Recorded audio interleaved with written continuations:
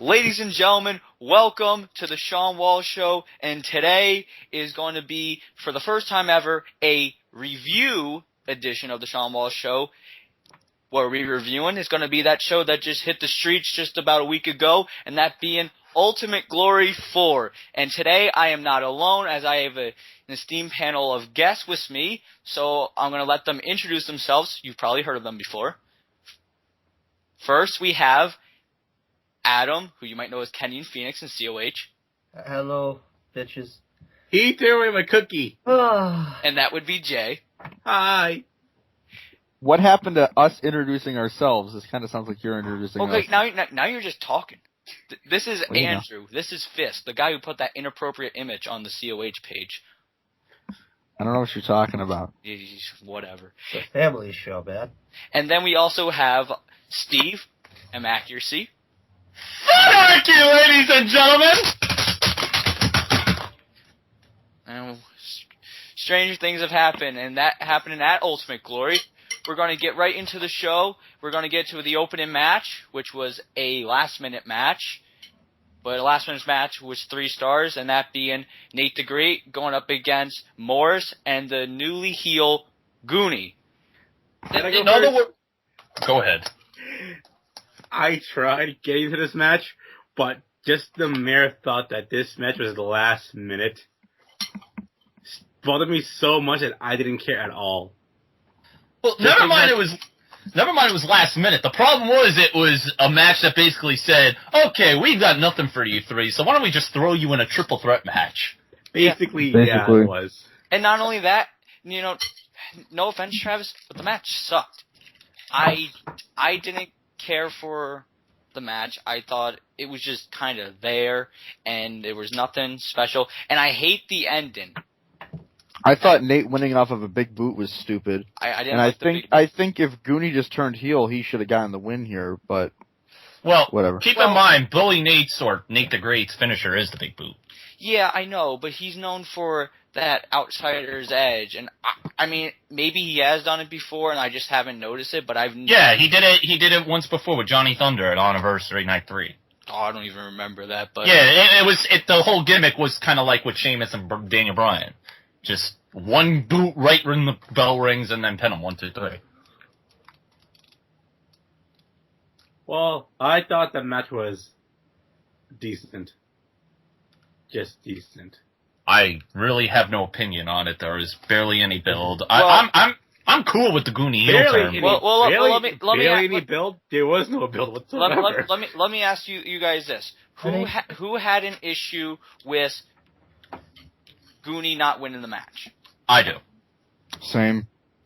But I will say this: as long as he wasn't the one pinned, then it's not as bad. It's not as bad, and I at first was like the vast majority of people who said Goonie should have won, and I still to a degree think Goonie should have won, but I understand why Nate won, because it seems like, this is just speculation, but there's going to be something with Goonie and Nate down the line, and Nate the Great really needed that win, so I can understand it, but maybe Goonie should have gotten the win, but he didn't, like you said, he didn't get pinned, so no harm done. Any final thoughts on this match? Opinion. Huh? I didn't even get to give my opinion. Okay. Well, you should have spoke up. Everybody was going on top of each other. Talk, stupid, talk. I thought we were going to do it like everybody gets... Talk. What are your thoughts, Adam? It was meh. Oh, it was worth waiting. All it was pretty much like the IC title match, and it's just, here's a bunch of people that have nothing to do, so let's just put you together in a triple threat. No, no, it's a Divas match. No, I wouldn't go that far. No. Alright. So, anyone? Any more final thoughts? I don't Just that know it was... attack both if he's only going to feud with one afterwards. All it was a no-nothing match. Yeah. Yeah. Alright. Moving on to, at least in my opinion, was one of the better matches of the night, and that being the Money in the Bank ladder match. This Money in the Bank ladder match involving Lester Barkley, TJ Profit, Donovan Rucker, Daniel Mars, Scott Adams, and originally was supposed to involve Owen Youngblood. However, due to unfortunate circumstances, he was laid out in the back, and we got Jay in the match. It's because of that max heat, though. That max heat. The max What the heat. fuck? Wait, hold up. What the fuck is max heat? It's not real. It's like X-Pac heat. No, see, X-Pac heat is real. Max heat doesn't exist. No one cares about Max. Oh. What? No, never mind. Alright. I might as well admit the truth while I'm at it. This was the plan in the beginning. I must admit it. Because the original plan was this. It was supposed to be Owen and Money in the Bank, and I was gonna be in a tag team match, 3-on-2 against Brad Metal with Ego. But me and Ego, we thought that match would have been stupid, so I thought, you know what? How about I do Money in the Bank? And how do I do that? Well, it's clearly I screw with somebody, and Owen had to be the poor victim, my former tag team partner, and well. Look on the bright side, Owen. I didn't win. Well, neither were you, but you suck. But that's besides the point. Yeah. So I wasn't supposed to be there in the first place. I ended up taking his spot. So basically, I play politics. Well, yeah. But regardless, Jay got put into the match, and I thought the match was great. I thought it had so many cool moments in the match, so many times where it came close to someone taking that briefcase down, and I can't be the only one here who thought that Lester was going to win. That was a pleasant surprise. Yes, that's a great way of saying everyone pleasant thought surprise. that Sonny was going to win. Lester was going to win. Yeah, so Scott. I thought the Scott match won was a bit of a. I thought the match was a bit of a finisher fest at times, but I still thought it was really good. Scott actually kind of surprised me because I thought, if Lester doesn't win, it might be Scott, but for some reason I was thinking maybe Mars would have won it. Mm-hmm. But I don't know. I'm glad Scott won. The four names that I kept thinking of who was going to win was either Prophet, Mars, Scotty, and Lester. And people are upset that people thought that Scott winning made no sense. Oh, sorry, spoiler alert. That Scott winning made no sense. To me, I think it does make sense. He was the safe choice to win the match. Also, that spot where me and Rucker, the fight rowdy, was also awesome. They pulled the Mr. Plate stuff. Yeah. Yeah, but see, now, here's the other thing, too. There's a downside to adding J-Crack into that match. It's like, okay, why are you going to have him added in the last minute if he's not going to win? I explained, I was supposed to be in the tag team match with Ego, but I think a couple months before we started recording, I was added automatically, and no one knew about it. And here's the thing: I would have been happy if I won at the same time. For me, it would make no sense at all. Yeah, oh shit, I stuck my way to Money in the Bank, but what sense would that make? Because I have zero build-up as a single competitor whatsoever, zero build-up. Yeah, I can see that, and I know you said it with Scott, because I guess now seems to be the perfect time about what our thoughts are on Scott being the guy to win. For me, I agree with Shay where he was the perfect guy to win. Everyone else in that match was either not ready or there was still more for them to do in their position that they're at. Scott is someone who just lost the Internet title previously to Nitro, and ever since he's been kind of trying to find his spot because the next place logically for Scott to go is up, and if he doesn't go up, then he's doing nothing.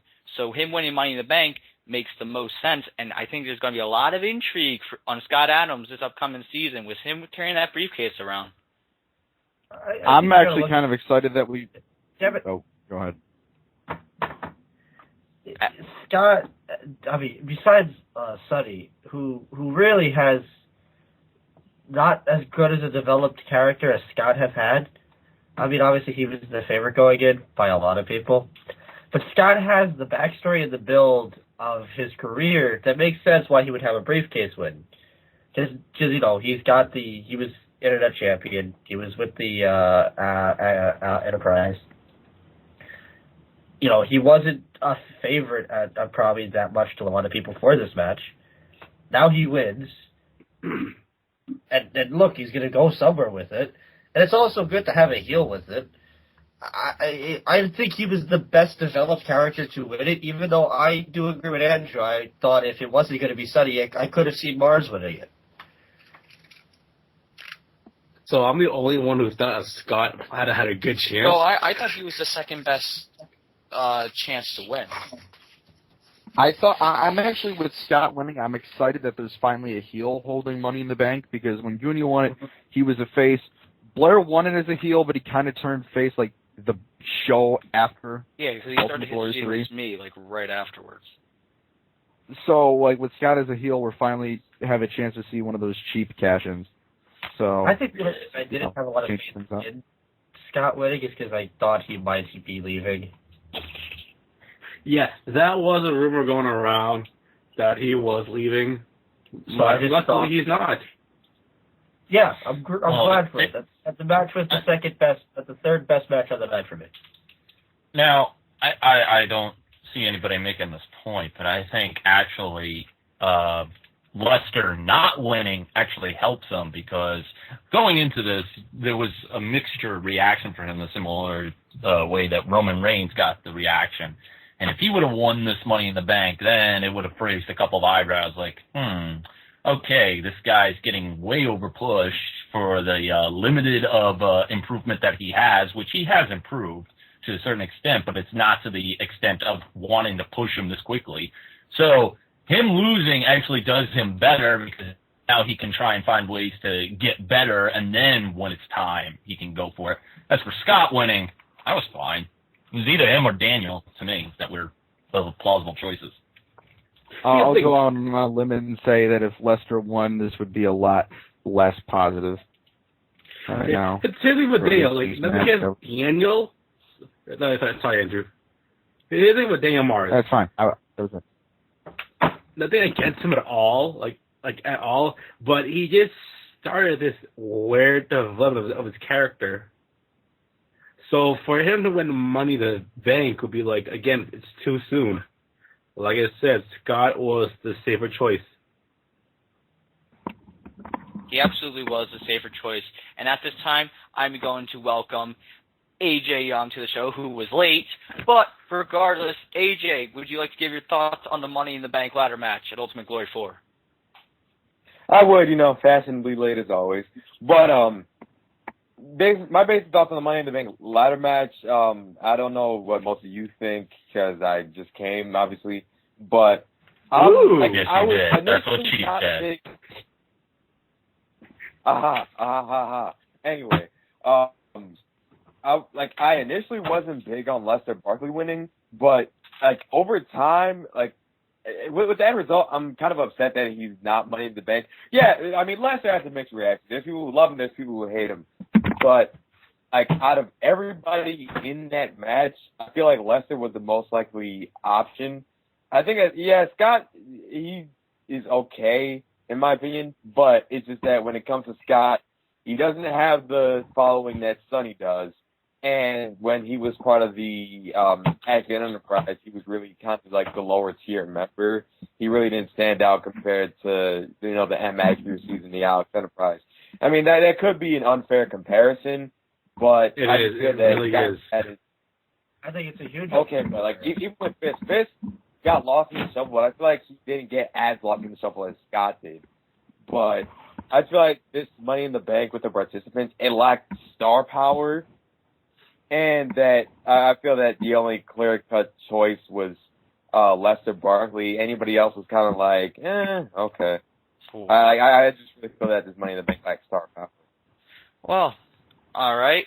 And that's anyone final thoughts on Money in the Bank? I just want to give one more. It was a cool match. I liked it. It was probably the best Money in the Bank match he's had. Yeah, Yeah, I agree. It was fun. The ladder got when it comes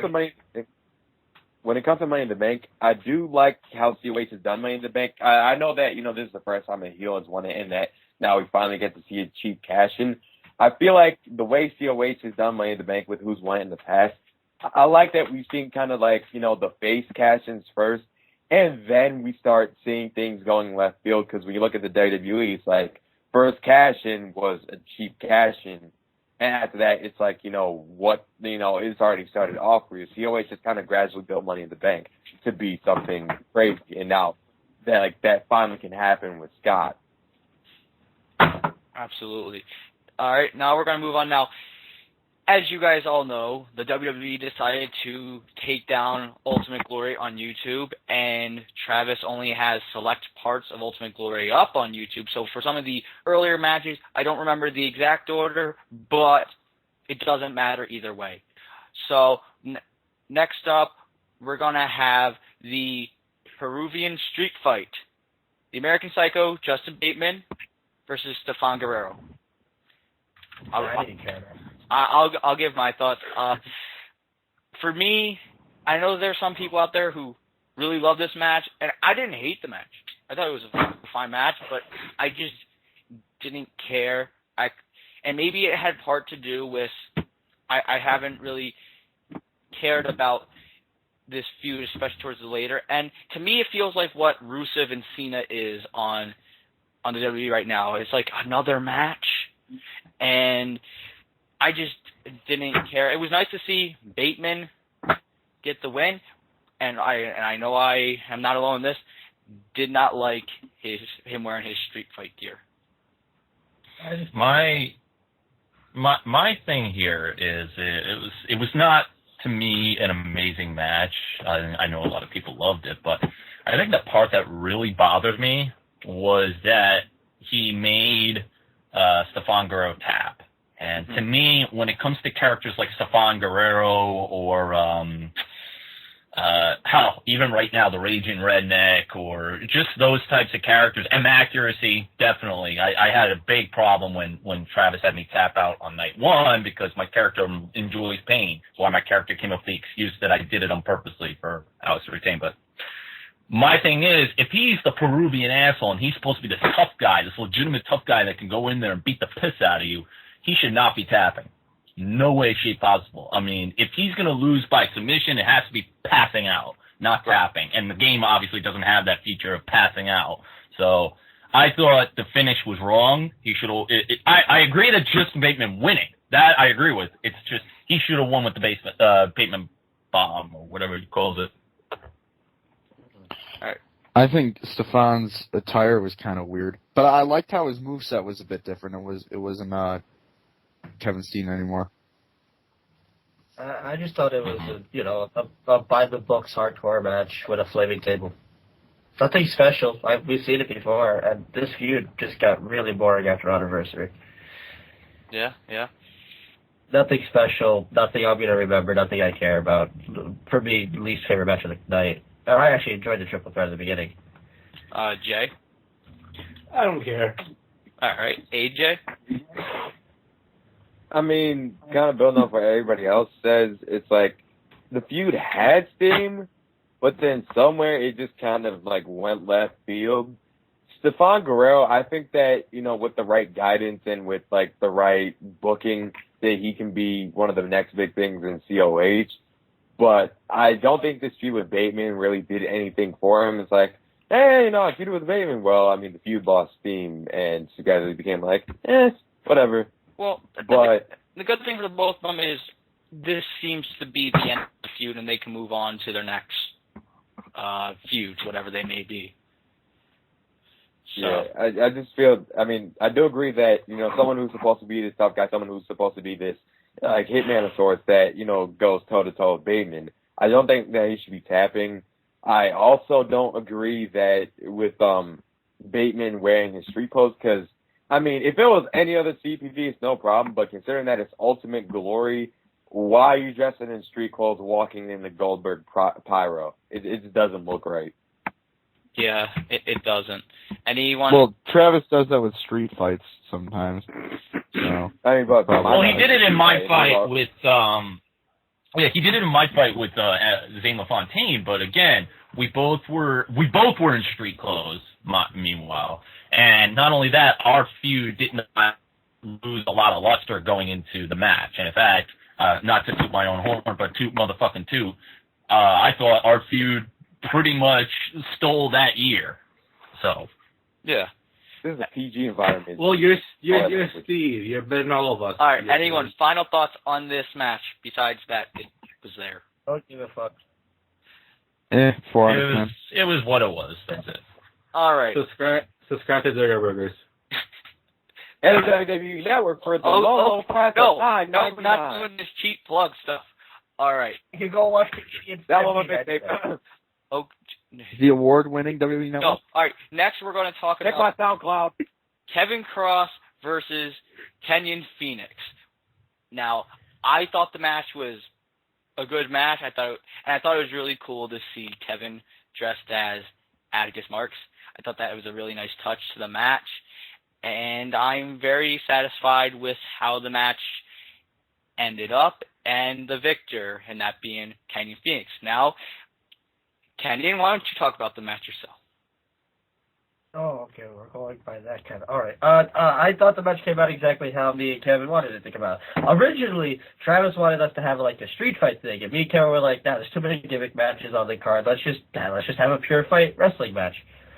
So I think it was the best thing. The whole Atticus thing was exactly how we wanted it to go, which was great. He looked funny as Atticus. I'll say that. Winning with the top rope double Sunday was an interesting touch though, because he doesn't make me use it that much, so to use it on like Ultimate Glory was a nice way for me to win. I thought it was a pretty solid match. I thought everything went well. I have no complaints about it, obviously.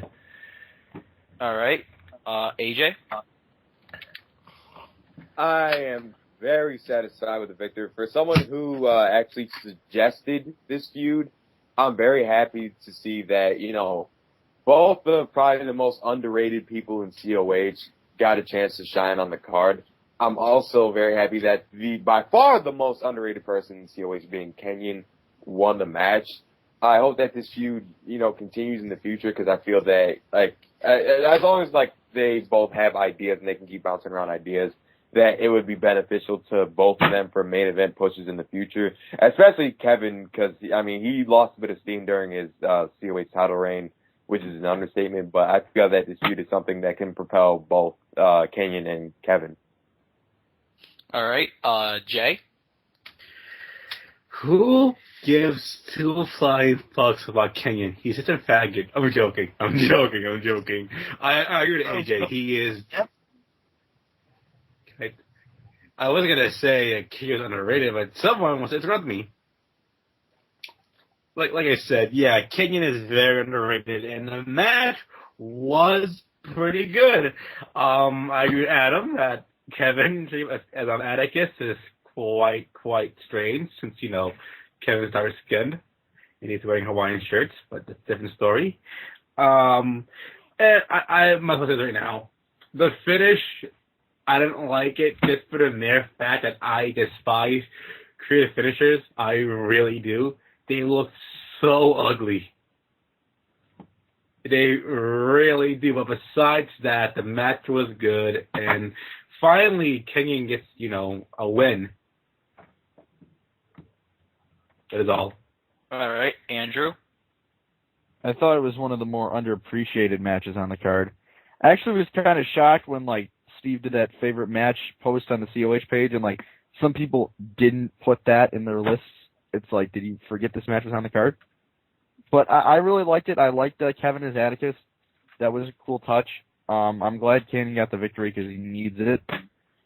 And I think this feud really helped both of them out in the long run. And this really goes for the rest of the card too. But them Trons though. Yeah, the Trons were pretty awesome. That's really all I have to say. Steve? Yeah, I liked it. This was a very good match, and I like everybody here. I like the adding touch of Kevin wearing the Atticus gear. It kind of played the whole gimmick of the mind game thing. There's only one problem I had with this match. and it was not a cookie on the pole match. That's all I have to say. Well, Viagra's where it's at. All right. No. Oh, and the right guy went over, by the way.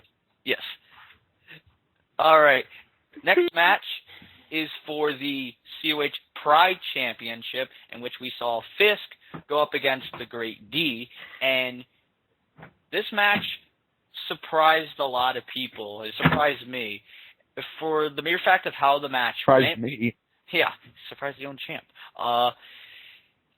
I was just like the rest, expecting Great D to win and be the one to break the streak.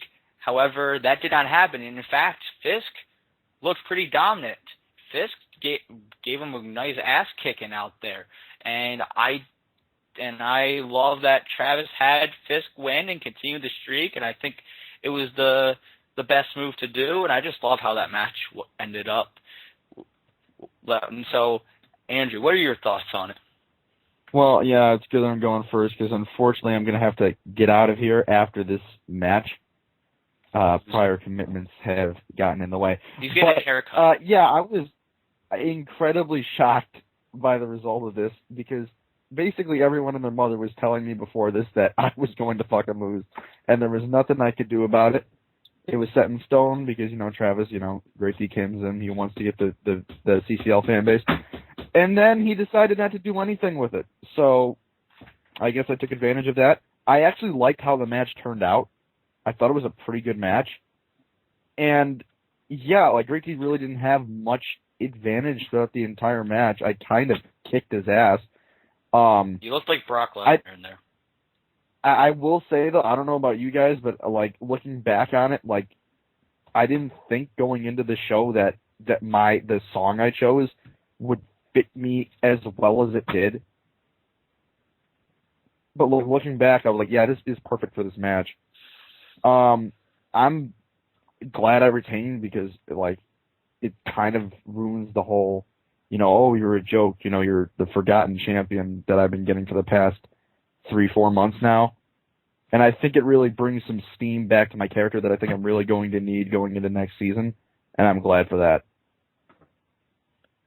All right. Jay? Like everyone else, I was shocked that Andrew won. Fisk. I apologize. Kayfabe. Yeah, you're kayfabe. We should. That Fisk won. Just for the mere fact that not only was it Great D, but just for the mere fact that his title run is awful, like a lot of other Pride title runs. But that's not Andrew's fault. Okay, it's part of Andrew's fault and Travis's fault, but again, different rant, different time. Yeah. Well, clearly the Great D's have a great career after this match because, jobbers always had good careers, but that's a different story. But yeah, I'm surprised that Fisk won. It was a good squash match. I liked it. And, that's it. Oh, and fuck AJ. Speaking of AJ, your thoughts? Jay Crack, ladies and gentlemen. Let's give him a round of applause. Hold on, I'm awesome. Yay! That's doing a little too much. Anyway, the match. Yeah, the match. Getting up. Yeah, surprise Fisk walked out with the Pride title, but I do feel that him beating someone the caliber of the Great D, it adds legitimacy to his title reign, and I think that, if he's facing more opponents like the Great D, that this can only help Fisk in the future. Because with, everybody doing things around Ultimate Glory time, I feel like Fisk would have been fresh out of challenges had it not been for the Great D. So I'm just glad that, Fisk got the win, and I feel like this adds, prestige and legitimacy to his title reign. That is all. All right. Adam? I might be the only one who's kind of have a mixed bag on this because, yeah, the match was fine. And, yeah, I think Fisk needed to win because, sadly, Great D came in with a lot of hype and didn't provide and didn't live up to it for at least the COH fan base. But making Fisk look like a badass in this match is a little bit too late for his character due to the fact that, sadly, the one good Pride title match doesn't make his Pride title run that much credible. And that's not Andrew's fault, but that could also be a booking issue, and that's been a booking issue for the Pride title for as long probably since Caleb Blair had it. It was an okay match. I thought it was fine. Nothing special about it. Yeah, Fisk winning was the right choice, and yeah, he looked like the monster. I just thought it was a little bit too late for him to be this monster. All right, Steve? What the Fisk? Let's see. The good thing about the match was that the right guy went over. I was surprised pleasantly because the Great D, I've been hearing so many great things about this guy, no pun intended. I've been hearing that he's one of the best characters in CCL besides Raging Redneck.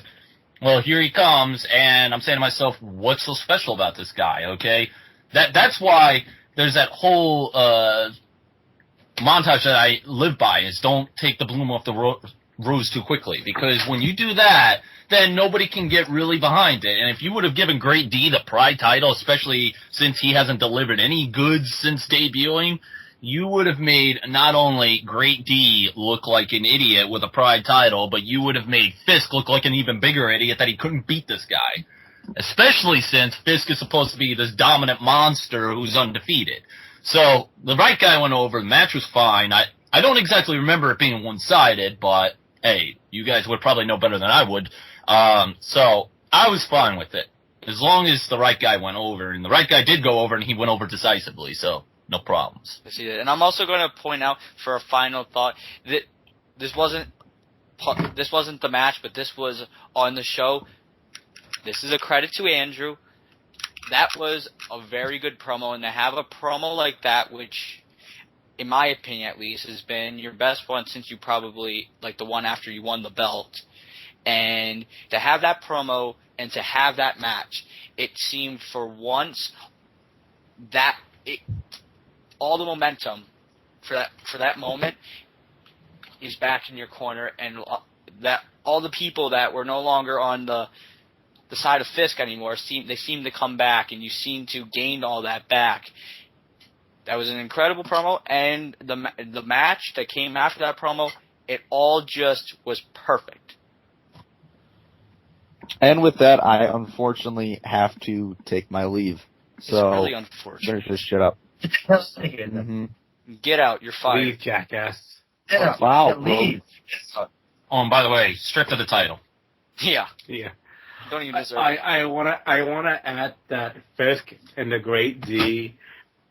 Come on now, it's dick jokes. Where are the dick jokes? Come on now. All right, now moving on to the other mid-card championship match and part of the Stephen Copeland's retirement tour. In fact, the final stop on that tour as Stephen Copeland took on the Internet Champion Ultimate Nitro in his final match. Excellent match. I thought the match was really awesome. You could argue maybe a finish or two too many, but I thought it was a fine match, a great match for Copeland to leave with, and a great win for Nitro. Adam, you go first. Okay, what a build for this match. The build was great. The promo packages were great. I was really into this, especially being a fan of YTCW back in the day. The match I thought was also very good. Definitely my fourth favorite match on the show, or maybe tied with the Money in the Bank for third. Nitro winning was the right choice, obviously, because Copeland's leaving. Even though I thought the whole Copeland retirement tour might have been a swerve. He might have won, turned heel or some shit, But no, it looks like he's legitimately heading out, and Nitro gets the win, and I thought it was great. It would have wished if it was a little bit higher, because, no offense, I did think this match had more precedent than the tag title match that went on way later in the night. We'll get to that. But I thought this was one hell of a stellar contest. Very, very, very pleased with it. Maybe a finish or too many, but very happy with the result. All right, Jay? Skip me real quick. Go to someone else. AJ? For Nitro and Copeland. Caesar. I think not much to say about the match. It was surprising to see two mid-card champions retain. But I think that Ultimate Nitro retiring Stephen Copeland, it only adds more to him, and I hope he has a good internet title reign going forward. All right. Steve? Probably one of the better internet championship matches in the history of its title recognition, other than the Ultimate Glory 2 match with Zayn and Patriot. It was very good because, other than the fact that my only complaint was it was short, it was like just shy of 11 minutes, I believe. And I'm one of those time freaks. I love matches that have time, even with Caw. I press when it comes to even my matches for Travis to give it enough time. But suffice to say, this was a great match because it had a story going to it that goes all the way back to YTCW, who, by the way, I've worked with both guys, not in feuds, but obviously we worked in the same company. And this pretty much was trying to describe exactly what this match meant to these two as far as in the ring, because these two have been there and back. So it was a great history lesson, if you will. So that's what got me emotionally invested. And Nitro winning was right because that's an old wrestling homage that if you're on your way out, you put over the guy that you're facing. So, no complaints. Jay? So here I am with my thoughts of you. Oh, damn. In this world I left for me. So you waited just to do that. Were you looking up the lyrics? Yes, I was. Okay, I thought that match was phenomenal. I really liked it, the build up to it. I'm a big fan of both. Both men, I really am. Although I'm more for Nitro bias because we're both lovers. But yeah. So thank you, Copeland. Thank you for leave the memories alone. I don't want to see the way I quit. Next. On. Jay Craig, ladies and gentlemen. Oh, yeah, you suck! Oh. You're from Jersey. You know what? That was low. That's just low. Is it? Hey, never mind you're from Boston. All right. Anyone? Final thoughts on this Internet Championship match? Loved it. Good. Great. All Jay right. Craig, ladies and gentlemen. Shut up, AJ. About the match, you idiot, not me. God damn it. Jay already wrestled. She already has his time. Jay Craig should have gotten a shot at the Internet Championship at Ultimate Glory 4. There, I made it about the match. Good job, AJ. Yay! Download my mixtape. No. All right. Now we are going to the Fight Without Honor match, the Call All-Stars Championship match, in which champion AJ Young went up against the man who's no longer the king of COH, Caleb Blair. Tranny. I guess I'll go first on this one. Caleb not winning was actually surprising to me. Only because Caleb just lost the title match that made him to what he is now. And I would figure that since he's supposed to be the king, he's supposed to dominate everything. I thought that the one thing that they were going to throw at us was he was going to win the CAS championship. And he didn't. Unfortunately, I didn't really care for this match only because I think this was the match before the two main events. Mm-hmm. So by that point, to no fault of their own, it's just I was rushing to see those two main events. I was really rushing to see those. And, it was what it was, a Fight Without Honor match. It was, in my opinion, better than Bateman and Guerrero. Oh, yeah, for sure. But I just couldn't get into it because I was just waiting for those two main events because I was really stoked for those. But otherwise, it was still good. It was still a really good match. All right. I love the match. I thought it was a really awesome match. I thought the right person won. And I know with Caleb losing to Alex at Anniversary, losing the championship match, it seemed like maybe he would get that win. However, he isn't the king anymore. And AJ's been needing that big quick preview win since he's come to COH. Yeah, he won when he teamed with Blair at Ready to Rumble against me and Carol. But AJ, I think, really needed to win. And one thing I will say, I really liked the end of the match where logic was used. It was a neck breaker off the ladder. I would see in most call shows, they'd be like, well, that's not technically his finish. Let me go do the finish, or it's a kick out or something like that. Travis made sense of it. Now, it was a bit weird to do the whole Val Venus money shot from the announce table, but I guess that's just the move AJ had, and I liked the match. Adam? Again, I agree with Steve. Much better than Bateman and Guerrero. But my biggest issue is the match was so predictable because the belt was on the line. All right. But AJ winning was a good thing.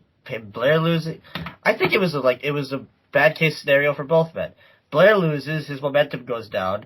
But if AJ loses, his momentum continues to go down. But if AJ wins, what does it really do? Because the belt doesn't really have focus in this company. Well, I think Blair can afford the loss more than AJ. But this is 2 big title matches he just lost. Yes, it is. But it further develops this new character he's doing. And Blair is still very hot right now with this whole new character, so he's going to be just fine. He's going to have a hell of a season ahead of him. If AJ would have lost here, he could have gone back a few steps. AJ, that keeps him at the very least on level ground, if not even better off than he was before the show. Yeah, but here's the thing, though. That title's not coming back. Exactly. So where... We don't know that. Never we know. don't... Well, why would you bring that title back when it's not really a COH exclusive title? It's not a COH exclusive title, but if AJ, granted, if he can keep the championship, AJ may put on the line if he gets into a feud that deserves it, but that's up for, I guess, me and Travis to decide later down the line. I get the whole idea that lately everybody's been doing the whole AJ comes to their show, he defends the belt thing, but look at where those matches have been taking place, unlike episodes of shows, not CPVs of shows. Yeah, I agree. Blair not winning kind of hurts him. I do agree with that. But I also agree that Blair not winning, he'll be fine. He will be fine.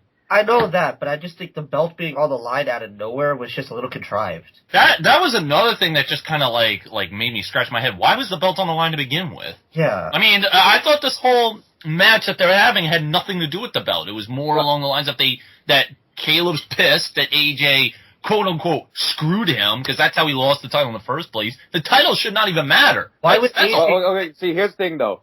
If you listen to Caleb Blair's promos, or at least one of them before Ultimate Glory, when we had that big confrontation, he wanted to take the Call Stars title to get back at me. He said, afterwards, because the title meant so much to me, that he was going to desecrate it, he was going to spit on it, he was going to light it on fire, do all these things to the title. So, it's kind of you screwed me out of the world title, I'm going to take your title. So last minute. It was last minute, and not only that, if he just wants to do that, why would he have to win it off you? Just steal it from you and do what he just said. Yeah. Also, why would AJ go so low to actually say, yeah, sure, I'll defend it? Also, you haven't proved to me that you deserve it. Well, that's not a... like I said, it was kind of like a more of a, you couldn't win the world title, or you believe I cost you the world title. You won an opportunity at a title, you can take mine. That's basically how it turned out. Should it have been last minute? No, because I thought the confrontation, the in-ring confrontation between me and Caleb, I thought it was going to happen a lot sooner. Or, way earlier, is what I'm saying. But, for it to happen, right before Ultimate Glory was kind of weird, I will admit. I understand why Travis did it, just for the mere fact that COH is taking part of the Call Stars tournament, which I'm part of, by the way. Yeah, I know, Eagle. But, yeah, it's a way to introduce Call All-Stars, but at the same time, it was just so weak the way he introduced it out of nowhere. And let's face it, a lot of things he did before Ultimate Glory was weak. The build-ups were weak. Everything was weak. He rushed everything just to get to Ultimate Glory. I agree with that. Like, I like the idea of the belt being on the line, but I do agree that it being last minute, and if Travis was going to do it, he should have put more focus weeks in advance. But that you can, like Jay's saying, contribute to the build up, because the build up for some of these matches was rather poor, and this was another example of that not too many people even understood, and it kind of came off as COH basically being like, well, we have AJ, might as well put the belt on the line and use the name. And for people who didn't know till the very end that one promo, I understand why it came off that way. Well, I actually thought the build-up was great. No, the build-up was great, but it was just out of nowhere the belt's on the line. For the title match. The build-up was great, but to make it about the title was last minute. It was very lackluster. I just feel like the whole let's make it about the title kind of shifted the feud's focus a little bit. No, I disagree. I mean, enhanced it. They should have done it earlier. Here's the thing. It's like you said, it's for Blair to get revenge on AJ. It's to pretty much beat him and take his title. I mean, yeah, it's like Steve said, he could just steal it, but for Blair, he wants to pin AJ or make him tap out or whatever and take that title just to rub it in his face. To make him suffer. I'll do you one better. In order for him to do that, why don't he just do exactly what AJ had done, and that is when AJ defends the title against somebody else, he does exactly what AJ did in his match with Alex. But wouldn't it mean a lot more for Blair, for him, for the character, for that guy, to pin and beat AJ? I mean, yeah, he could have done what AJ done by accident, but I think for Blair, what he's aiming for is just to, just to brag, hey, I beat you, Well, he could have done that without having the title on the line. No, he had to say, I took this from you, this is mine now. Which, again, does not require him to actually win it. Just take it. Especially since he could take it, but like, okay, I have it now. AJ could easily just get it back from him because they're going to fight. The fact that he wins it and AJ can't be like, oh well, that's mine, and it's in history. It's etched in there that he has that over AJ. He was the one to beat AJ. He took this from AJ. It's a whole. Yeah, logically, you could look at it as, oh, well, he could just take the belts and whatever. All right, well, then in that case, this feud's got to continue then because he lost and he's still going to want to get AJ because he still doesn't feel retribution has been made to him. That's why I think if the belt wasn't on the line and it was just a basic fight without honor, we wouldn't have this huge argument right now because the argument we're having right now isn't about the match and the build. It's about the fact that the belt was there. To me, the belt had no purpose there. It would have had purpose. Okay, let's put it this way. It would have had purpose if it wasn't last minute. And I do still believe that it had purpose because Blair was like, you took what was mine or you cost me what was mine. I'm going to take what was yours. Stealing it from me would have ruined the continuity of the Call Stars title for, like, when I go to defend it somewhere else. Oh, can't defend it here. Caleb Blair has the title. It wouldn't have made sense, like, universally. But at least by COH standards, Caleb Blair beating me, taking it, and then doing whatever to, like, desecrate it or whatnot could have built for, like, an extended rivalry. Well, I'll tell you this. An incident where the title was stolen from somebody, and not one, was when Alex stole the internet title from Zayn, and it worked. Well, but here's the difference with that, though. He stole the internet title, which is just a COH title, and it works in COH. But not only that, it's the same exact story. He wanted something of Zayn's. If you watch that feud, the one thing he wanted of Zayn's was all the attention and popularity that he got, and he could never get it, and the only way to get it was to steal his title. Right, and I get that, and it is the same story with that, but you can't because one is a COH exclusive title and one is a title that can be defended basically anywhere, you can't just steal it. And But also, it makes it that much more justified that he can steal it, because now if they're working for the same company in certain other areas, like let's say an AWF or DZW, whatever the fuck, they can bring that story everywhere with them. And like the other thing about it though is that Alex and Zayn are different from me and Blair because, as you said, Alex wanted the popularity and the attention that Zayn was getting. Caleb Blair wasn't after the popularity and attention when it came to me. He just wanted to get back at me for costing him the world title. Right, but there's still some sort of like envy of that guy because they have something that they want, and the one thing that Caleb wanted over you was that he wanted you to feel exactly how he felt, robbed. And also, too, I think the difference between those two feuds is Alex and Zayn had this huge feud where this could be the same, where who knows what is going to be of Blair and AJ after Ultimate Glory. If this rivalry continues for the next few months, then certainly can do it. But if this is it, then there's not much you can do about that. And maybe that could be used as an argument as to why the belt should or shouldn't be defended in this match. But regardless, we'll just agree to disagree. We'll let the viewers say what they think about the match. I mean, Nick or Sonny in it. I mean, shut up. As a whole, I think the match is pretty good. I mean, I did think it was weird that, like, instead of doing a 450 off the announce table, I did just a regular money shot splash. I found that weird. I think me, like... That was hot. Anyway, I think me, interrupting Caleb Blair's entrance was, it just showed that, how much I wanted to get back at him for all these, like personal attacks and, like, him assaulting me. And I just felt that, the match kind of justified the feud. Like, it was about brutality. It wasn't about having this 5-star classic. It was about two guys beating the hell out of each other.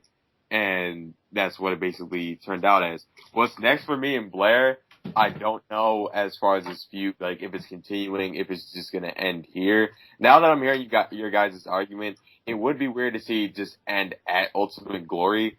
But with the draft coming, I'm not sure how everything's going to fall into place. I guess we'll see on the draft show. Now, final thoughts for anyone?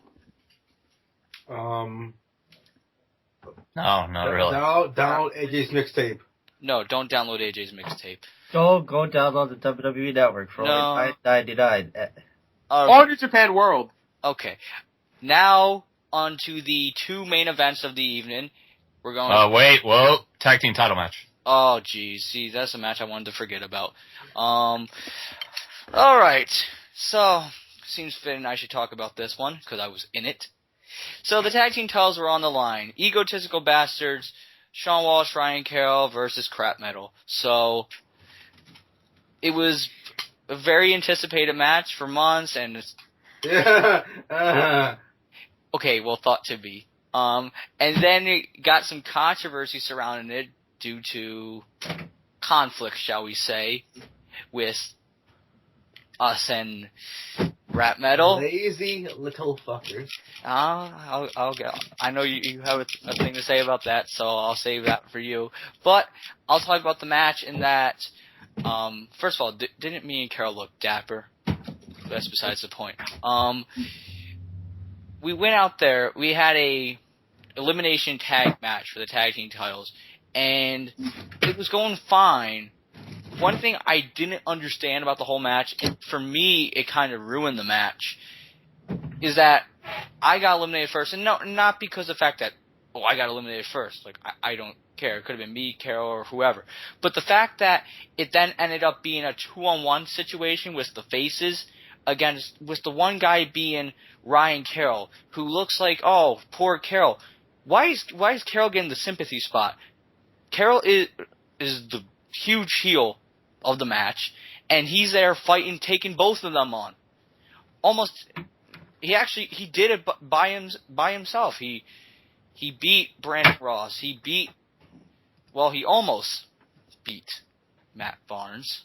I wish he did. But it didn't seem right.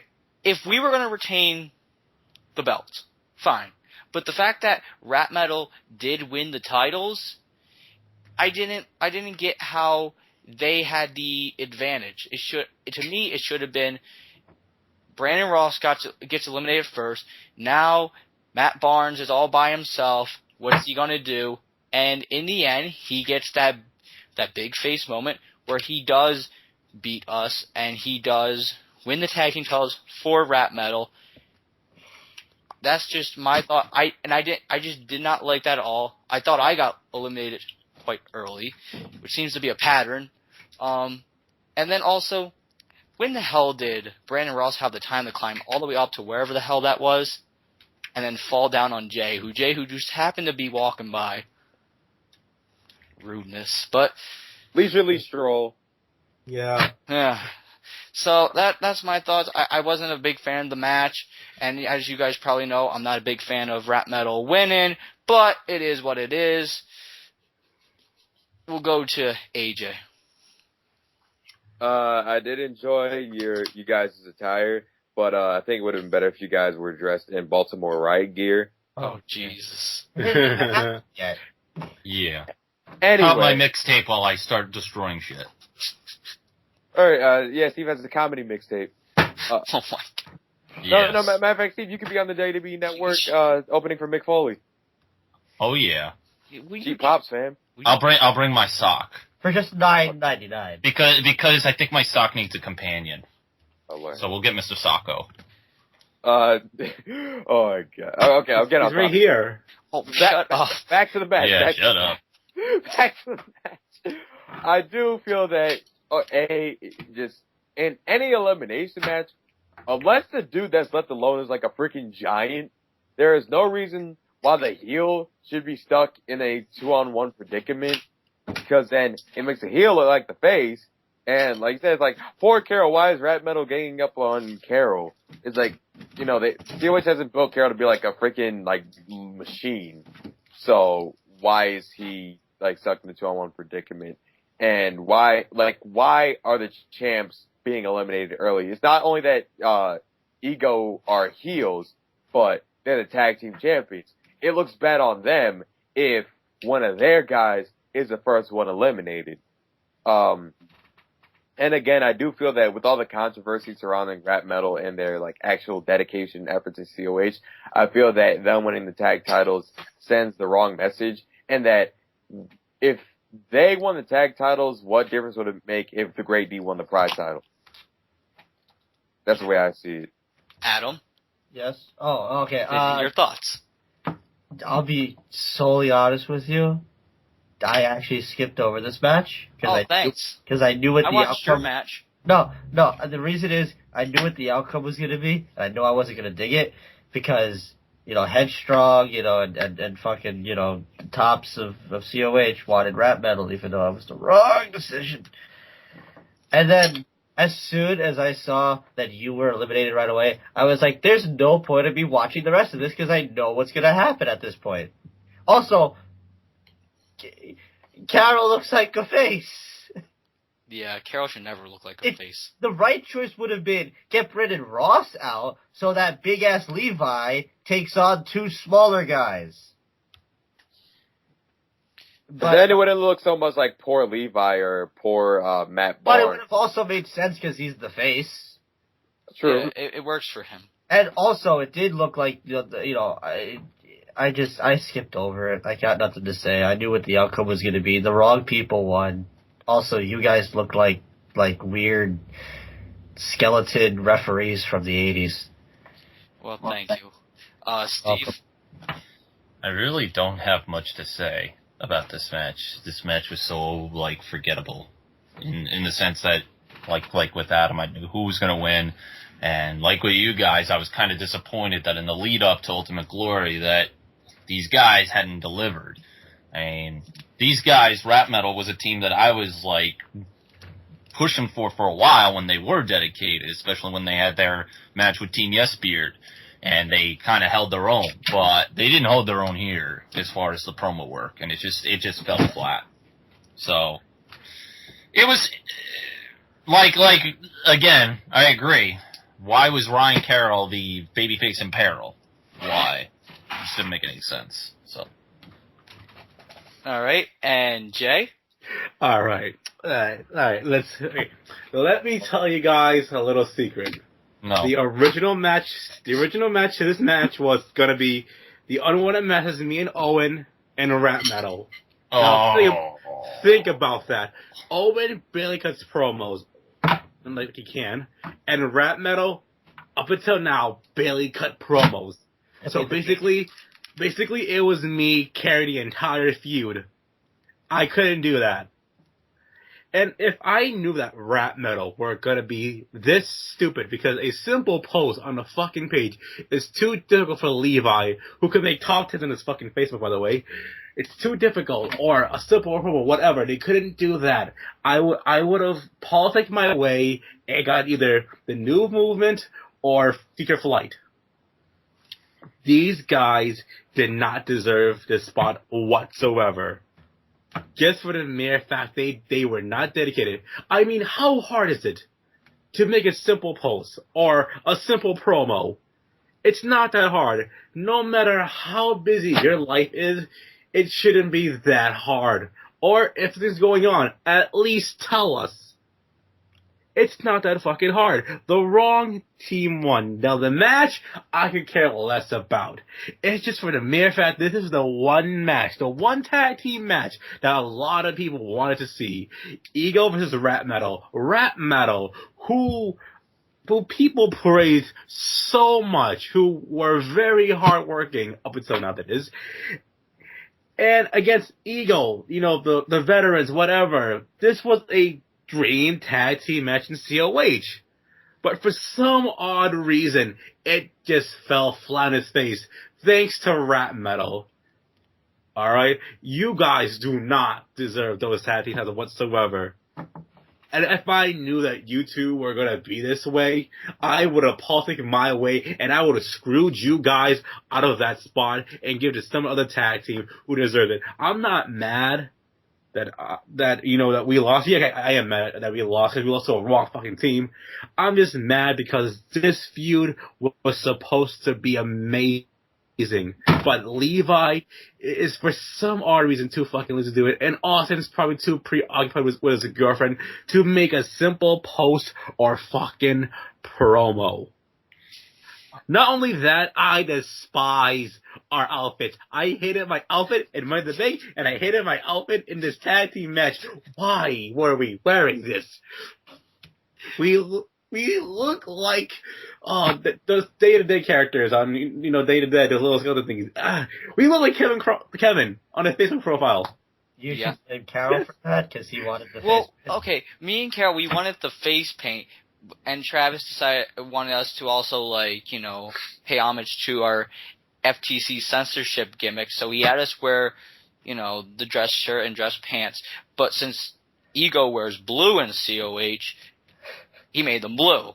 So that's why we came out looking like that. It was an ugly shade of blue too. I know. Yeah, you look like a bunch of Smurfs. I know. You look like Sugar Skull Smurfs, yeah. Yeah. And also, too, I kind of took this as, a shot. Once Ultimate Glory was up and they had the belt, one thing we've been complaining about is them not doing promos. And then promos right away. And post.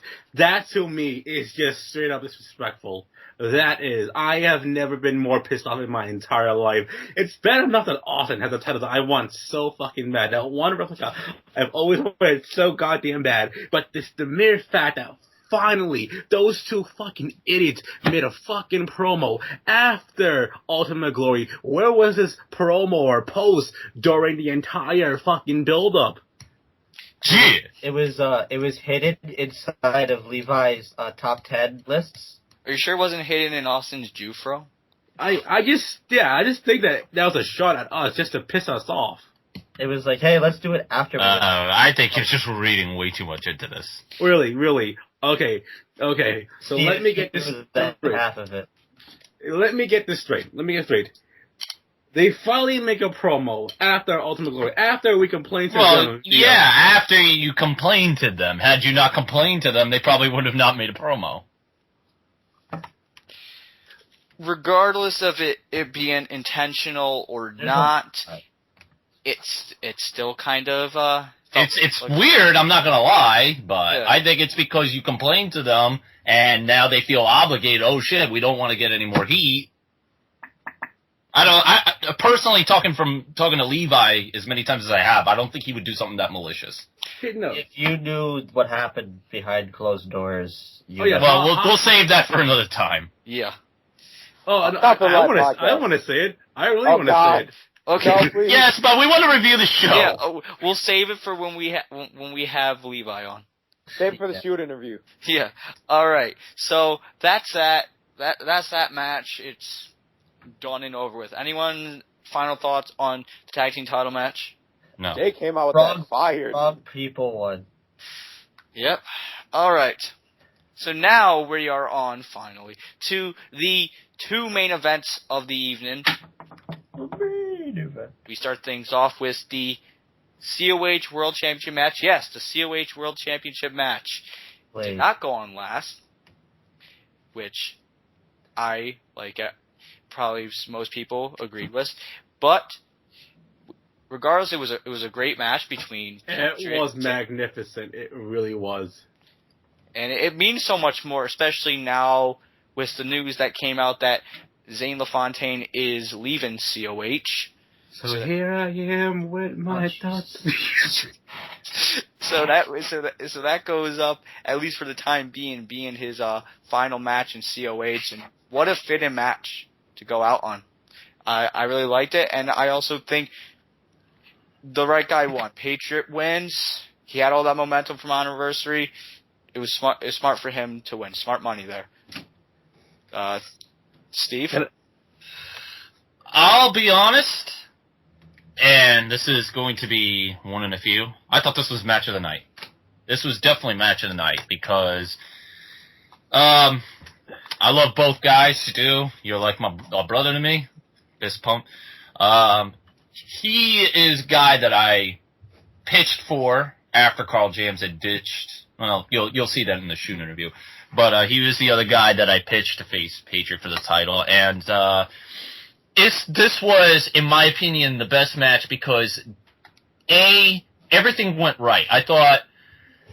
You could debate the finish as far as him tapping out. Maybe Zayn shouldn't have tapped out. But I thought it was a very smooth match. It was two different styles. One's a high flyer, like a high flying Paul London, and the other's a power technician in Jack Swagger / Cesaro. So they meshed well together. These two have always had great chemistry. And I thought this was kind of like a more advanced version of their match from Ultimate Glory 2, where now they're both faces, they're more matured. Patriot is now like, disagree with me if you want, but I think he's become the John Cena of COH in the sense he's the number one guy right now. He is the top guy. Before that, it was Goonie, and before Goonie was Bateman. So, having this match go the way it went was fantastic. They had the shake, their handshake, and the Raging Redneck stuff was absolutely great. It gives more attention to him, and it gives you more of an idea why you should care about him. Although, if he wins the title, I will be pissed because, again, blew him off the rose too quickly. But still, it gives people more of an idea of who he is. So I love this match. It was definitely match of the night.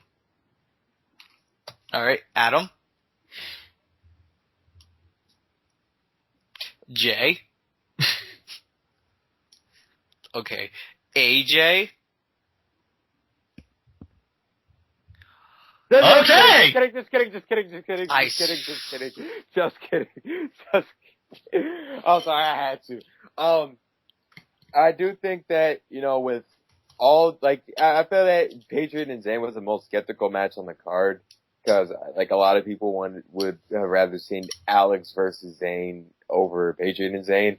I do think that, the handshake at the end was the best way to go about ending this rivalry. And I think that what really made that match was what happened after. With Raging Redneck assaulting Patriot and putting Zayn in the hospital. And the master that go. Adam. Thank you, Jesus.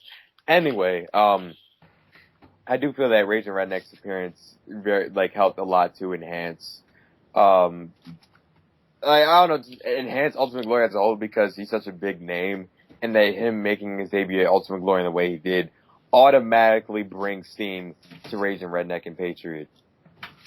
Absolutely. Adam, would you like to provide your thoughts on the COH championship match? I think this match was bad because technically Raging Redneck didn't win the title, and I'm pissed. And I'm going to write about it in the comment section below. Oh, jeez, well, there's all the dislikes. Thank you, Adam.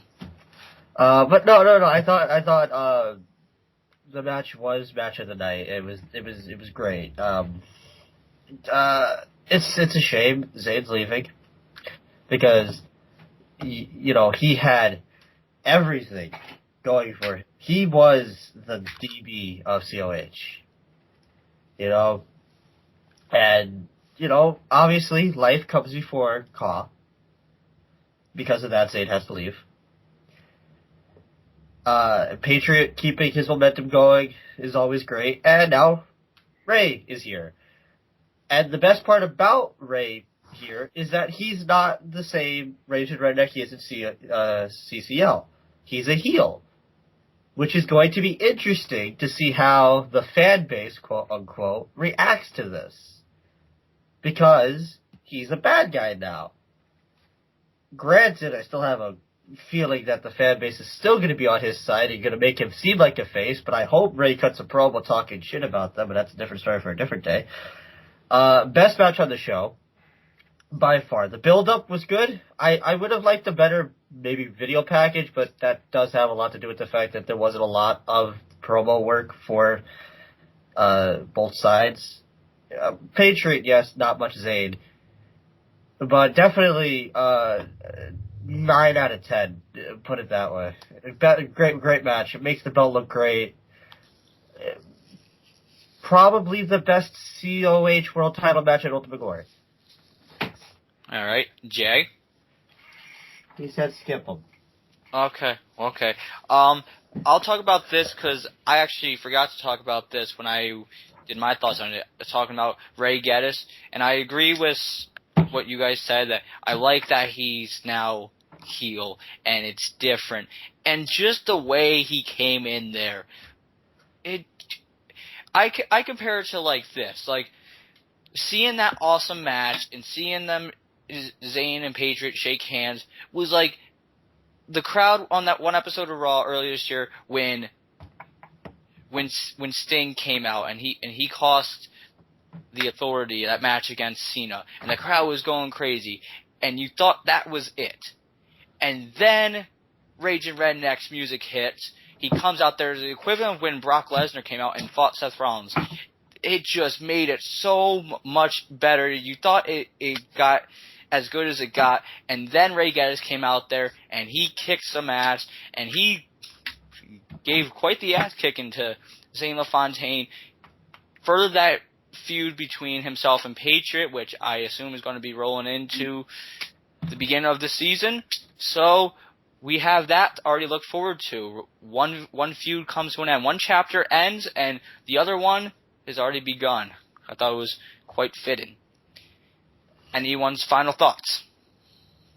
I'll just say I'm glad Patriot retained since Zayn is on his way out.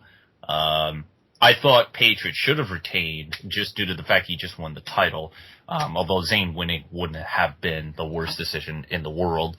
But yeah, like I said, it's one of my favorite COH matches of all time. Definitely. Perfect. All right. Now we are on to the main event. And the match that I don't think I'm going to get much argument besides the fact that it wasn't the world title match in what should be the main event. And that is the Alex Enterprise versus M Accuracy, career versus career, loser had to retire. And I thought beforehand that this match should have been main event, the last match, although I wasn't sure. But once I saw the build-up, the promo package before this match, and the entrances, it just screamed main event. This just came off to me as like what it was. Two of the biggest names in COH ever, if not the two biggest names, colliding with only one to remain. And how can you not have that be the last match? To me, it doesn't matter that it wasn't the World Championship match. To me, this match, for once, felt bigger than the title match. And we talked about it earlier, how the Titantrons, how they were awesome. They were awesome throughout the whole night, but none to the effect of Alex and M. Accuracy's Titantrons for these matches. This match right here, I thought they were both incredible. They made perfect sense, and I was just on the edge of my seat watching the entrances. We're not even getting to the match, and then the match itself, Funarchy in the Cell. Oh my God, was that incredible! I know Steve said that he feels Zayn and Patriot is the best match of the night. In my opinion, it was Alex and M. Accuracy. I just thought it was such a crazy match, an insane match. I absolutely loved it. Every minute of it. I thought everything that happened made so much sense, and I love that in the end, M. Accuracy wins. It wasn't cheap or anything. It was he beat him. Alex loses, and now Alex is retired from COH. He's done, and I couldn't think of a more fitting match for him to have on his way out. Adam, your thoughts? I don't agree that this should have been the main event because Razor Redneck was involved in the match beforehand, and that would have been the best way to close the show. Anyway, my pure thoughts. The only issue I have with this match is I did feel like it lacked a little bit of time. You know, it was a little short by comparison. That would have probably been my only issue. But what a way to close the show. Everything about the build-up and the promos and the entrances were just so well done. The other thing that might have hindered it, this is just because of aesthetic situation, not aesthetic, is maybe a better arena would have made this match look even better. I do have my issues with the WrestleMania 1 arena being the arena. But, what a match. What a Hell in a Cell match. And I hate Hell in a Cell matches, whether it be Caw or real life. I've just never liked them.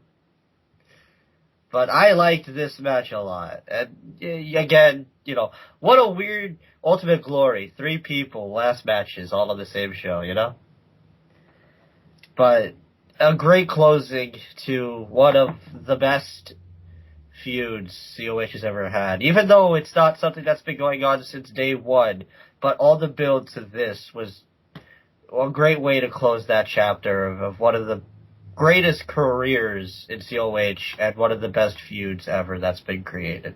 Well done to Travis and everybody who made this happen. All right, AJ? I mean, basically building off of what everybody else said, M. Accuracy and Alex Enterprise are probably two of the most talented people that COH has, or in Alex's case, had on the roster. And to see them finally collide is something that, I think everybody was looking forward to. It's just that, again, they wanted to see Alex and Zayn. I felt that was the match that deserved to be the main event between M. Accuracy and Alex Enterprise. And, just the match as a whole, Funarchy Hell in a Cell, there would have been no better way to end it.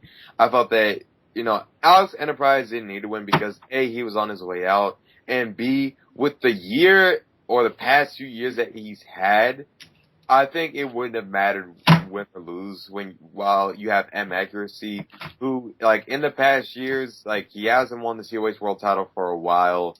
He still kept himself relevant in big feuds, but I think he does a lot for him and could give him a renewed main event push or world title push, with the credit being that he beat Superstar of the Year. He beat the Alex Enterprise and he retired the Alex Enterprise. All right, Jay? I know this before, but this match and the whole build-up was a prime example on fantastic storytelling. It really was. It also shows that Travis was a little more focused on this one storyline than the other storylines, but again, different rant, different time, a little more positive. Yeah, this match was phenomenal, and I with you. This match was match of the night. It really was. Just for the build-up itself. I mean, when it comes to like wrestling or con in general, I'm more on storytelling. It's the storyline leading up to the match is phenomenal. I will automatically give that match a high praise. Yeah, the match was amazing, but to me, the story meant a lot more. All right, and now, Steve, your thoughts on the match? All right. Well, first off, thanks to everybody who praised me. But all right. We love you. Well, yeah, that by law you should. But anyways, there's one issue that I have with this match, and it actually doesn't have to do with time, although that is an issue with this match. It pretty much was as long as the title match, so that's not really the issue. But going in, I was even stoked because the music video package was made by Alex, as far as the one where he used Eraser from Nine Inch Nails, and his Iron Man one. But the other one where I come out with Tool, Lost Keys, Blame Hoffman, and then it transitions into Rat Fangs from White Zombie, that was by me. And little tidbit here, everybody loves that video package, but Alex actually didn't like it. But that's a whole nother story.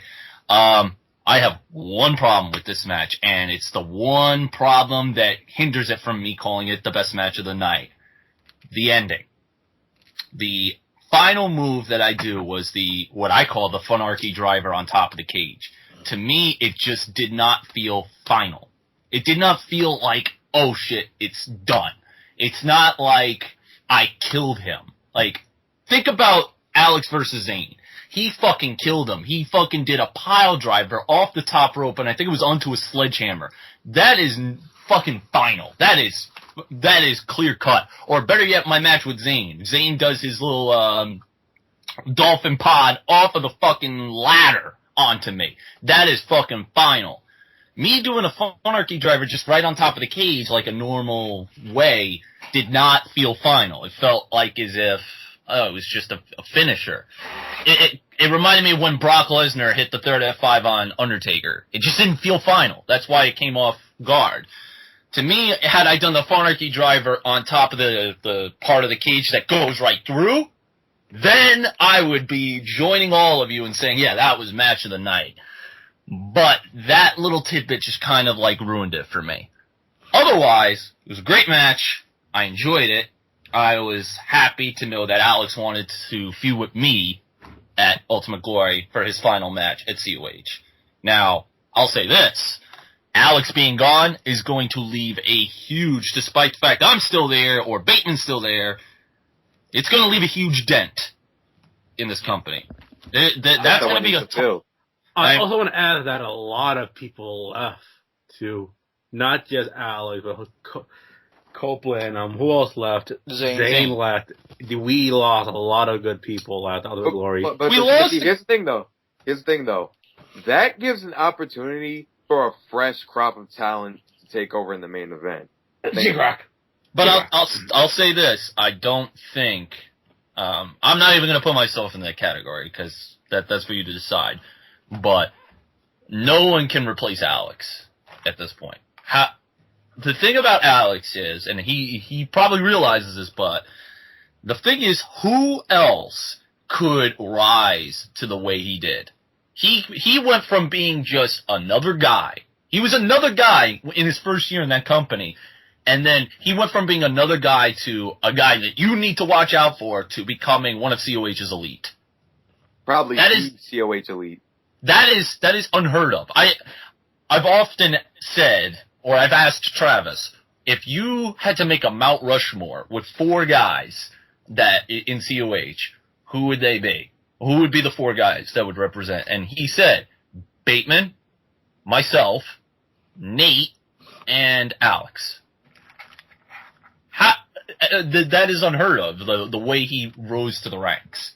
So, I think the only thing that I have over Alex, Alex can't really prove it now, but the only thing I have over Alex is I was able to keep myself relevant after I lost the title, but Alex won't get that chance now that he's gone. I mean, the thing about, like, Alex being gone is that I don't think, like, the biggest mistake that anybody in COH who's looking to break into the main event can make is trying to be the next Alex Enterprise. People have to build their character organically. People have to rise organically and develop organically. If you try to be the next Alex Enterprise, it's going to come off and it's going to be very obvious that you're trying to be the next Alex Enterprise. You just be organic, develop your character the way that it should happen. Let everything flow naturally, and I think that we could have, a fresh crop of main eventers soon. Oh, yeah. Ace Walker! Ace Damn it, Walker. I was about to Ace Walker, COH Hall of Fame 2015. Hey, that straight edge lifestyle, that's a great gimmick. Steve, when's the match? It's going to be in TNA. First. Got it.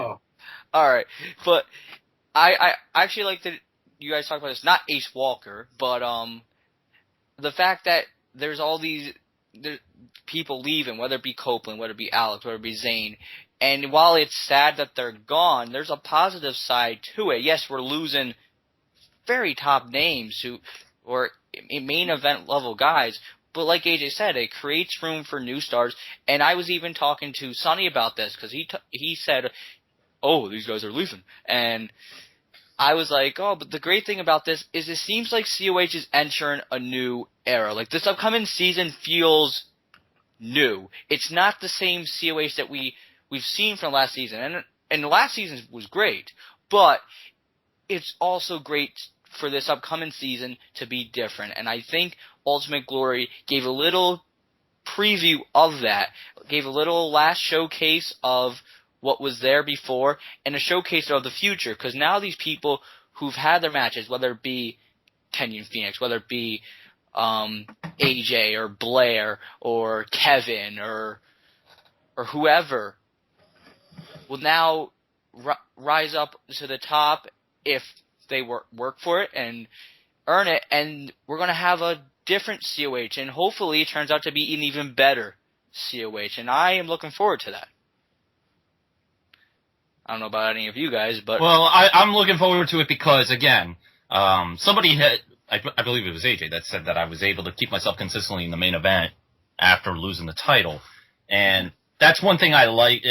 I don't know if I necessarily picked the main event, but I do... Anybody out there, yes.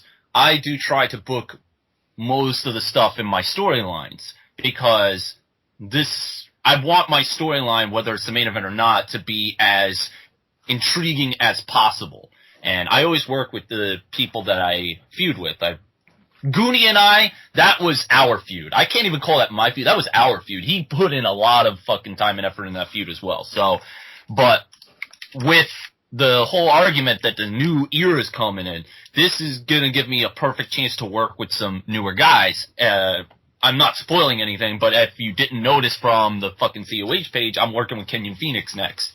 So, that's going to be interesting because before I used to work with strictly main eventers. It was just main event guys. Well, Zayn wasn't a main event guy, but mostly it was main eventers. And now I'm getting the chance to do what I did with Zayn, and that was make another guy. And that is my goal because here's the thing, ladies and gentlemen. You can make new guys and still be relevant in the main event. Just think about that. Absolutely. And that goes for all the other main eventers that have come before, like Nate, Goonie, Kevin, and Bateman. Oh, yeah. And we'll see what happens and what unfolds in the upcoming season of COH. But as for Ultimate Glory as a whole, overall thoughts, I'll go first in saying that I loved it. I was really impressed with it. Yeah, I wasn't a big fan of the build-up, but man, was this show WrestleMania 31 or not? It had some build-up that was questionable, but credit to Travis. Travis delivered in the end. Ultimate Glory, I thought, was a great show. Yeah, you have your ups and downs, and you're going to have that with any show. But I think Travis did the best he could to make Ultimate Glory as great as it can be, and to that I give him that credit. What are your guys' overall thoughts on the show? Adam, I'll let you go first. Yeah, it was definitely my favorite Ultimate Glory. You don't have to say the same. It was very, very well done. Again, I do think it shares a slight comparison to how WrestleMania was, only because the build-up wasn't that great, but the show provided as much as possible. There's a lot of moments in this show that people are going to take away. The main event, obviously, Raging Redneck's debut. The last matches for Zayn and Copeland and Alex. I don't think there was the stuff that was wrong wasn't the matches, it was the booking. Of course, the opening match, some people say the ladder match, and of course the fucking tag title match. But if you bypass all of that and you're not looking at it as a stickler and are pissy about booking, it's an enjoyable show. It's a quick it's not a quick watch because it's like 4 hours, but like it's an easy watch. You can sit through it. I thought the whole thing was very well done. Congratulations and credit to everybody that put work into this show. Everybody did a great job. Jay? AJ has a really big dick. Those are some horrible thoughts. Does he also have a cookie that he won't throw away? Yes, he does. Oh, Adam can help you with that. The cookie is probably decomposed somewhere now. That's probably what's going to be in our feud. I'm going to bring up that cookie. Please do. Please do. I'm going to be like, Kenyon, do you remember the time that you threw out the cookie? Oh, yes. I was there. I'm going to make a video of me burning cookies. Yeah, and then after our feud, you're going to have to feud with the Cookie Monster. I could do that, actually. No lie. I could. He can do that, too. Oh, God, no. Because Okay. Cookie's on my roster. I could actually do that. Moving on from that. AJ, final thoughts on the show. Final thoughts on the show from what, people thought it was going to be. It came out much. Jay Crack, ladies and gentlemen. Round of applause. Shut up, AJ. Get on with it. Jeez, all that clapping. Anyway. Do that around Baltimore. This is why Baltimore happens. Right, Carol? Anyway, as a whole, I think the show was a lot better than people thought it was going to be. And an interesting note about the show, and usually, this is uncommon with big shows. Most of the champions retain their titles. Sorry, Sacco. Every title was retained except the tag titles.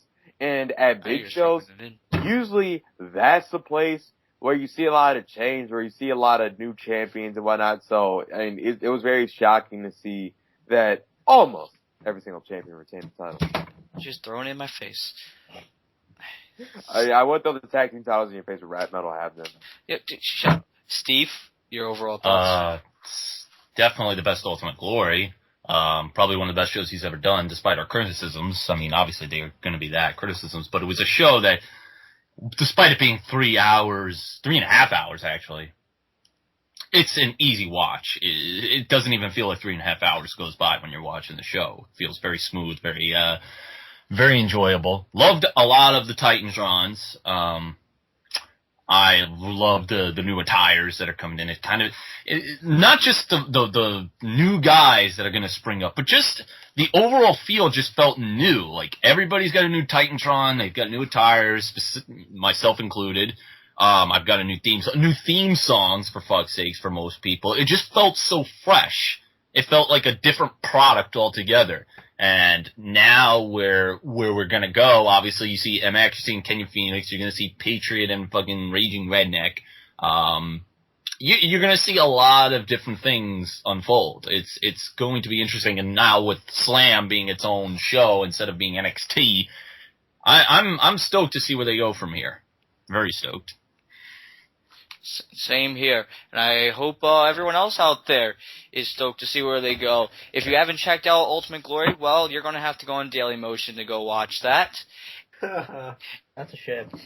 And if you did watch Ultimate Glory, let us know what you thought. Did you think it was phenomenal? Did you think it sucked? Let us know. Also, let me know what you thought about the review and maybe in the future other shows you'd like to see reviewed. And with that, I'd like to thank everyone for being on the Shawn Walsh Show today to talk about Ultimate Glory 4. It was very fun, and hopefully we could do this again with some other call events. And I'd like to thank everyone for watching the Shawn Walsh Show, and I hope you guys stay tuned next week to see part 1 of my interview on video with Steve and Alex. It's awesome. Power. And I'd like to say one more thing. J-Crack, round of applause, ladies and gentlemen. Everybody subscribe to the Cop my mixtape. effort. And New Japan World. For just 9. Always eat a cookie that your friend gives you. And- Because that friend cares about you. Also, white power. Don't support Baltimore. Oh Funarchy. Whoa, I'm all about Funarchy, dude, but whoa, I wasn't even going to touch that one. Cut it off. cut it off. Hitler did nothing wrong.